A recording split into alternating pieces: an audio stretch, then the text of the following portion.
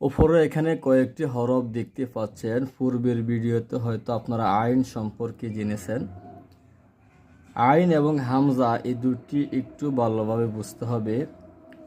দেখেন, আইনটা থেকে সোজা আর হামজা থেকে একটু নিচে। আইনের এই মাথাটা সোজা থাকবে, আর যখন একটু বাঁকা হবে তখন তার নাম হবে কি হামজা। আর এই হরফের নাম হচ্ছে ওয়াও। এই হরফের নাম কি ইয়া।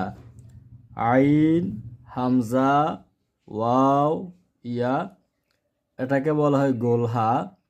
এই গোলহার কয়েকটি রূপ আছে। আপনি যদি এই 4টি রূপ বোঝেন তাহলে এই গোলহা নিয়ে আপনার আর সমস্যা হবে না। এটা হচ্ছে গোলহা। এটা হচ্ছে এই হা এর শুরুর রূপ। এটা হচ্ছে এই হা এর মাঝের রূপ।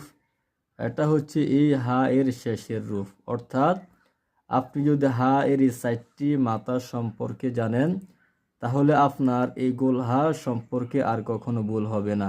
আশা করি সকলে বুঝতে পারছেন।